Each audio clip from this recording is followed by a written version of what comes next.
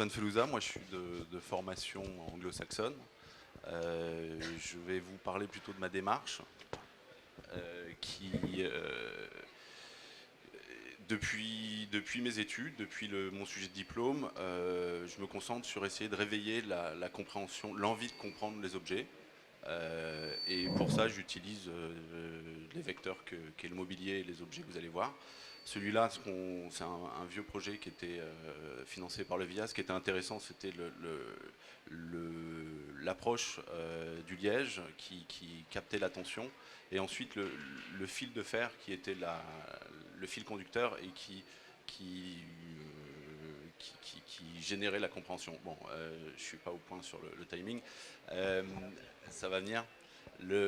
Ça, c'est un projet qui est assez particulier pour moi, parce que il m'a emmené jusqu'en Inde. C'est un gros industriel indien c'était sa première collaboration avec un designer européen. Et c'est un projet qui a duré 2 ans, qui m'a fait découvrir une autre culture, d'autres manières de travailler, des réflexes que j'avais pas, et qui m'a appris beaucoup dans la relation client, dans l'écoute et en termes de méthodologie de travail.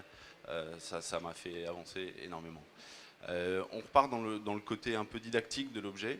Ça, c'est une étagère, l'étagère Quake, qui est éditée par Eno, et qui, dans son côté bancal, attire l'œil et génère un peu cette curiosité qui va vouloir vous donner envie d'en savoir plus.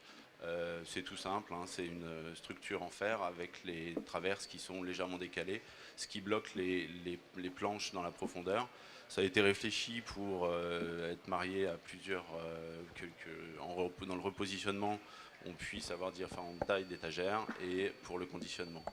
Toujours dans après avoir goûté au liège au travers de la chaise Corky, avec la galerie Ben Simon, on a décidé d'aller un peu plus loin et on a exploré ce qu'est le liège. Finalement, c'est un métier, un matériau technique du 19e siècle, et qui est complètement dans ses possibilités techniques, qui n'est plus utilisé, mais on a voulu un peu le réexploiter dans sa résilience, dans la capacité de faire de l'agglomérer à des densités différentes.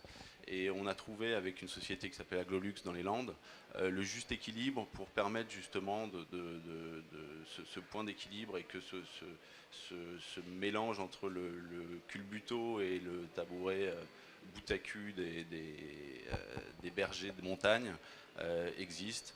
Là, ce qui est intéressant aussi, c'est qu'on utilise les deux jambes comme trépied. On passe rapidement à un projet plus récent qui est un petit miroir vide-poche que je voulais personnifier dans une forme un peu plus attentive, avenante, qui regarde vers le haut.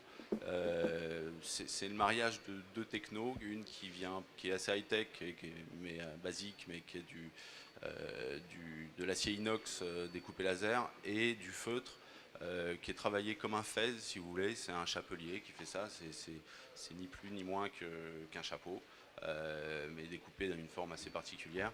C'est la particularité que les deux formes s'emboîtent, la géométrie des deux formes, au-delà de créer l'esthétique du produit, c'est conçu pour se caler et s'emboîter d'une manière assez ergonomique, puisqu'on a un petit trou qui nous permet de surélever et d'accéder au vide-poche qui est dessous. Un autre, pour le même client, j'ai eu un brief qui était de faire un vase, mais qui était vraiment un vase pour les bouquets qu'on trouve chez les fleuristes. Et ça génère des contraintes de taille au travers desquelles on ne peut pas passer.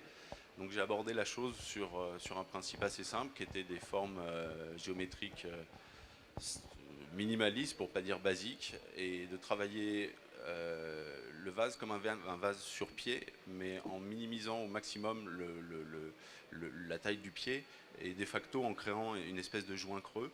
Et sur ce joint creux, on vient le surligner par un halo de couleurs qui est la réflexion sur le dessus du pied d'une couleur phosphorescente appliquée sur le dessous du contenant. Donc ça a un espèce de côté flottant assez magique, On croirait presque qu'il y a des LED là-dessous, alors que c'est quelque chose de très simple, qui un phénomène très simple, mais qui, mis en œuvre, donne un résultat assez efficace.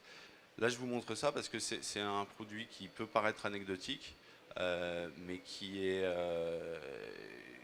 pour moi l'illustration de comment une approche de designer peut rendre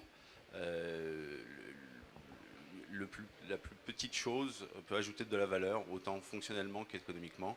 C'est un petit diffuseur de parfum qu'on va mettre dans son sac, dans une penderie, sur une étagère. Et tout ça, c'est fait en France, c'est usiné dans du bois de peuplier qui permet une diffusion du parfum. Toujours dans cette espèce d'accroche du regard et de générer une curiosité.